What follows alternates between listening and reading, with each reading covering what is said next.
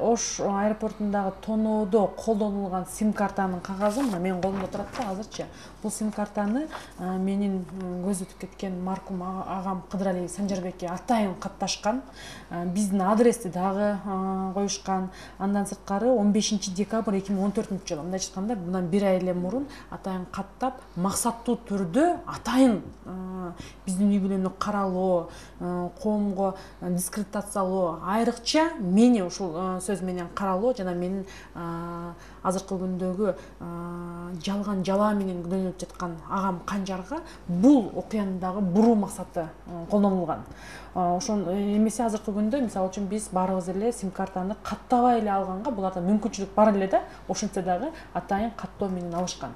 Ошондуктан мен айтар элем, бул атайын болуп жаткан подстава. Буга чейин дагы мына тоноолорго жана башкаларда болуп жатат, бирок булардын көпчүлүгү ачылбай калып жатат да. Демек, атайын бир адамдар бул боюнча иштеп, бул боюнча кызыктар болуп жатат. Бул дагы болсо, мен тазамын. Мен буга чейин да таза иштеп келдим. Эч кандай элдин гана көйгөйүн көтөрүп, эч кандай бир жаман иштерге аралашкан жокмун. Бирок мына кийинки жылы боло турган, ушул жылдын аягында боло турган шайлоого карата атайын мени каралап, атайын бурмалоо максатында ушул ишке барышкан деп эсептейм. Министр Турганбаев менен да сүйлөштүм бул катарында. Ал бул маалыматты билгендигин айтты жана алар дагы эч кандай Канжар Кыдыралиевдин бул немеге катыштыгы жок жана менин да катыштыгым жок. Себеби уже кимдер кылгандыгы жана кайсы адамдар тиешелүү болгондугу тууралуу мен ойлойм жакын арада коомчулукка маалымат болот. Ал эми ушул күндөрү ушул менен эле катар эле, ушул сим-карта ачылмаган менен катар эле Канжардын жанында жүргөн бала деп Аманов Абдисаламды да кармап алышып, атайын показания алыш максатында уруп, согуп, мисалы үчүн башына бир бала Сабиров Данияр деген опер кызматкерлери боюнча Өзгөн районунун жетекчиси, начальниги башына чыгып алып, тебелеп, тиштерин сындырып, атайын бир көрсөтмө алуу максатын көздөгөн. Эч качан мыйзам боюнча эч качан опер кызматкерлери кылмышкерди дагы, күнөөлөнүүчүнү дагы же издөөдө жүргөн адамды сурак кылганга акысы жок. Ал камакка гана келгенге акысы бар да, тергөөнүн жыйынтыгы менен гана, тергөөчү гана адвокаттын катыштыгы менен. А булар болсо 10 саат бою мына Өзгөн районундагы Ясы дарыясына агызып, кайра кармап, уруп, ушундай кылышкан. Бул тууралуу мына бүгүнкү күндө судмед экспертизанын жыйыны берсек, ал дагы атайын кечиктирүүлүү менен чыкпай атат. Мына бүгүн кечээ бул боюнча срок бүттү, ошентсе дагы алар бурмалоо максатын көздөп жатат. Жана ошондой эле омбудсмендин өкүлү, мамлекеттик деңгээлде улуттук центр бар, пыткаларды алдын алуу боюнча алардын өкүлдөрү барып бул маселени, бул фактыны тактап берди. Ошентсе дагы алар бурмалоо максатында, башка кылуу максатында азыр буга эч кандай иш чара көргөзүлө элек. Мына кечээ мен айтып чыктым бул боюнча. Ал эми биз жабыркадык деген адамдар азыркы күндө бир чоң партиянын мүчөсү катары айтылып жатат жана кийинки шайлоого кандидат катары. Ал адам ошол эле Сактан Келдибаев деген адам Амановдун апасына чыгып, 10 миң доллар акча сунуштаган.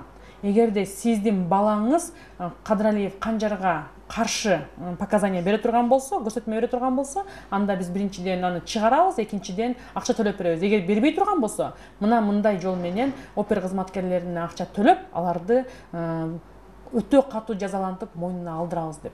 Бирок алардын кандай пыткасына карабай, кандай күч колдонгонуна карабай, Абдисалам Аманов эч кандай көрсөтмө берген эмес. Себеби ал көрсөтмө бергенден кийин аны далилдеп бериш керек, сөзсүз түрдө, туурабы? Аманов Абдисаламды ургандыгы боюнча, ага колдонулган пытка боюнча, ага канчалык деңгээлде 10 милиция кызматкери, Сабиров Данияр баш болгон 10 милиция кызматкери ар түрдүү бир башына 7 жолу пакет кийгизип, уруп, сабап ошондой кылгандыгы боюнча өзүнүн маалыматы турат. Мына менде диск турат азыр. Андан сырткары ошол улуттук пытка пыткаларды алдын алуу боюнча улуттук центрдин жетекчилиги дагы барып өзү таанышып көрүп, алар дагы бул боюнча маалымат берип атат. Омбудсмендин өкүлү, Кыргызстанда омбудсмендин өкүлү дагы бул боюнча барып пытка колдонулгандыгы тууралуу тактап жатышат. Ошентсе дагы бүгүнкү күндө канчалык деңгээлде бул нерсе ишке ашып, канчалык деңгээлде мен эсептейт элем, Аманов Абдисаламды сыртка чыгарып, үй камагына чыгарып деле булар сурак кылганга мүмкүнчүлүгү бар. Себеби ушул күндө Чилдеде сууга салып кармагандан кийин аябай катуу температура болуп, аябай катуу ооруп жаткандыгы тууралуу кечээ маалымат берилди. Себеби баланы Бишкекке которушту. Ошондуктан мен айтар элем, мындай окуялар Кыргызстанда аябай көп.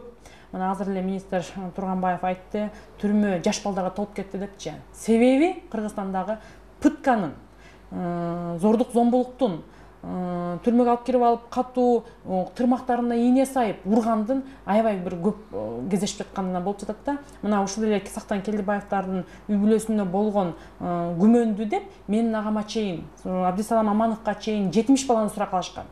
70 баланын ичинен азыркы көпчүлүгүнүн томографиясына чарчыгып атыптыр. Көпчүлүгү больницага кайрылууга аргасыз болуп атыптыр.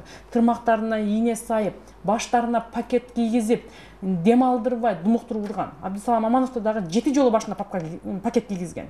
Дем албай, уже өзүн өзү жоготуп, дырдай энеди тумбай жылаңач кылып алышып, сууга салышкан кайра-кайра, ошо Чилденин күнүндө.